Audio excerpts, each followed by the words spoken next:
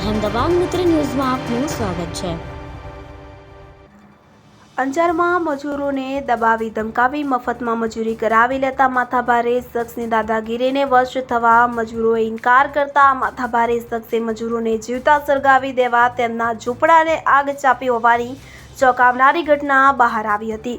ગતરોજ સવારના અરસામાં અંજારના ખત્રી બજાર નજીક આવેલી ઝૂંપડપટ્ટીમાં આગ લાગતા જોતજોતામાં 8 થી 10 ઝૂંપડા સળગી ગયા હતા। સદભાગ્યે ઝૂંપડામાં રહેતા 12 શ્રમિક પરિવારો બહાર નીકળી જતા તેમનો આબાદ બચાવ થયો હતો। આગમાં તેમની તમામ ઘરવખરી બળીને ખાખ થઈ ગઈ હતી।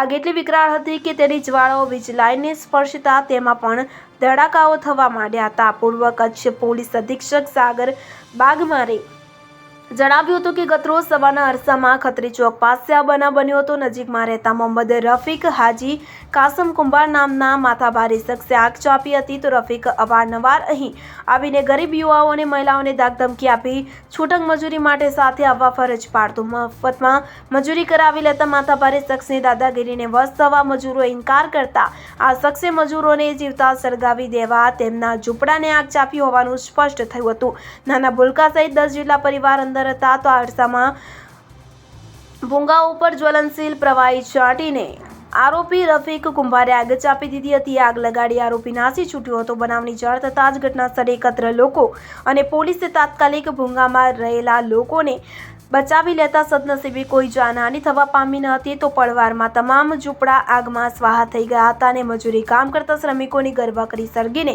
ખાખ થઈ જવા પામી હતી। પોલીસે બદ્રીનાથ ગંગારામ યાદવ નામના યુવકે નોંધાવેલી ફરિયાદના આધારે રફીક સામે ઇફીકો કલમ 307 હત્યાનો પ્રયાસ 436 આગ ચાંપવી અને 506 જાનથી મારી નાખવાની ધમકી આપવી હેઠળ ગુનો નોંધી કાયદેસરની કાર્યવાહી હાથ ધરી છે।